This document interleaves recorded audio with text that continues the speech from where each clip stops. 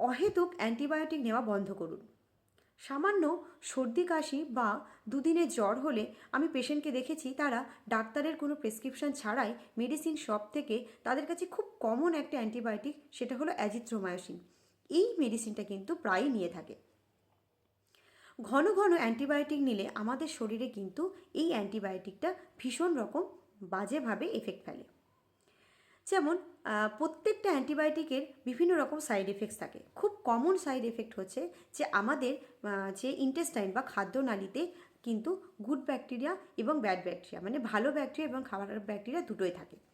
এই অ্যান্টিবায়োটিক আমাদের খারাপ ব্যাকটেরিয়াগুলোকেও মেরে ফেলে, সাথে কিন্তু ভালো ব্যাকটেরিয়াগুলোকেও মেরে ফেলে। যার ফলে কী হয়, আমরা কিন্তু বিভিন্ন রকম পেটের প্রবলেমে ভুগি। এছাড়াও কী হয়, ঘন ঘন অ্যান্টিবায়োটিক নিলে কিন্তু আমাদের ওই অ্যান্টিবায়োটিকটা আমাদের বডি রেজিস্ট করে ফেলে। যার ফলে কী হয়, আমাদের খুব কমন ডিজিজ, মানে খুব কমন রোগ যেটা হলো নিউমোনিয়া বা ইউরিনারি ট্রাক্ট ইনফেকশন, মানে প্রস্রাবে ইনফেকশন হলে কিন্তু সেই অ্যান্টিবায়োটিকটা প্রেসক্রাইব করলে সেই অ্যান্টিবায়োটিকটা কিন্তু আমাদের বডিতে আর কাজ করে না। যার ফলে কী হয়, পেশেন্ট কিন্তু সেপসিস হয়ে মারা যায়। এবং অ্যান্টিবায়োটিকের কিন্তু একটা কোর্স থাকে, সেটা হতে পারে 7 দিন, 5 দিন, 7 দিন, 10 দিন, 14 দিন। অবশ্যই ডাক্তারের প্রেসক্রিপশান নিয়েই কিন্তু প্রেসক্রিপশান অনুযায়ী কিন্তু অ্যান্টিবায়োটিকের কোর্সগুলো কমপ্লিট করতে হবে।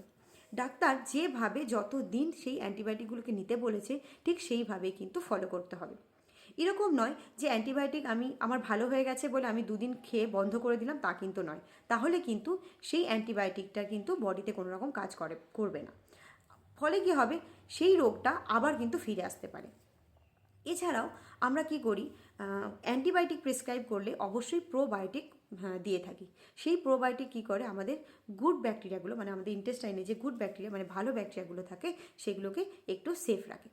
তাহলে অবশ্যই কিন্তু অ্যান্টিবায়োটিক নিলে ডাক্তারের প্রেসক্রিপশন নিয়েই কিন্তু অ্যান্টিবায়োটিক নিতে হবে।